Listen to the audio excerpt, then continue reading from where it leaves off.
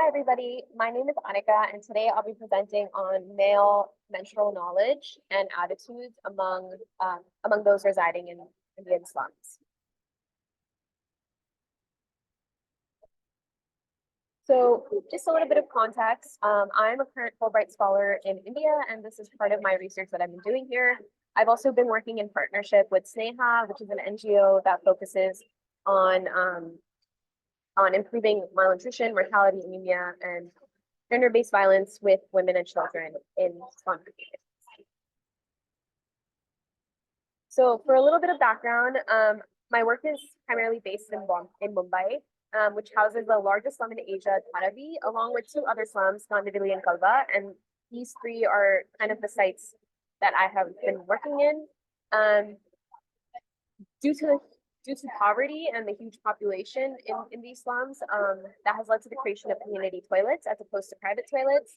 These often lack water, electricity, and doors, along with disposal facilities. And menstrual management and disposal is a very understudied topic, along with male attitudes and knowledge on menstruation. And given this context, I wanted to study both, and this study addresses both of these topics. So I conducted semi-structured individual interviews with 16 males aged 14 to 20. 7 of these males were from Dharavi, 6 from Kalva, and 3 from Kandivali. And recruitment was done by Sneha with males that are already participating in their programming.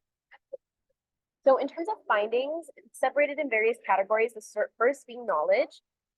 Poor knowledge on why menstruation existed among all men.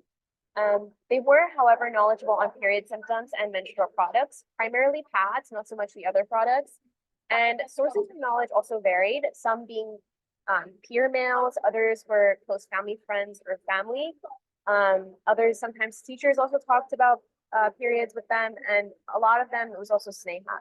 And by sources of knowledge, I mean like where they first learned about periods.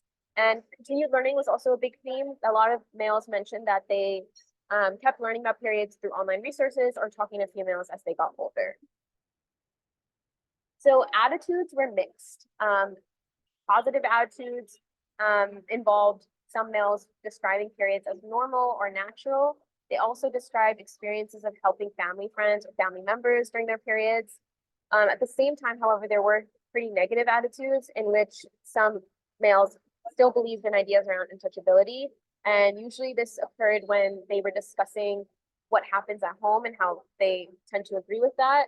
And also they described the period blood as dirty or disease causing.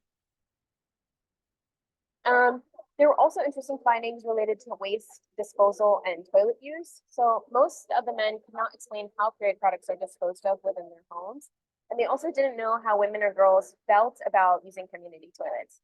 They did, however, describe their own feelings, which were often disdain, or they felt that the toilets were really dirty, and they did not like using them and refrained from using them as much as possible.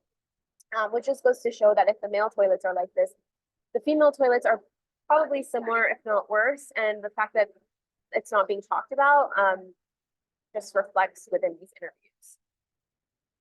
Additionally, there were some dialogue. We explored dialogue around periods. Most males expressed that they did talk about periods, but this was primarily done in a context outside the home and with their female friends. Often these girls brought it up first, and it was a very surface level discussion where they just stated that they're on their period, but there wasn't really much more information given. Interestingly, and also on the more positive side, males described a variety of things that they believe should change about periods. Firstly, would be more open dialogue. They also believe that periods should not be considered so taboo.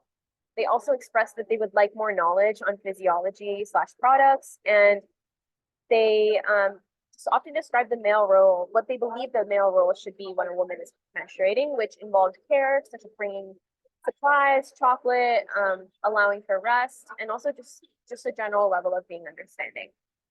This was a very positive aspect of the study, and I believe it kind of gives way to maybe future interventions that should incorporate males and male youth, especially since ideologies do seem to be changing. that was it. Thank you so much.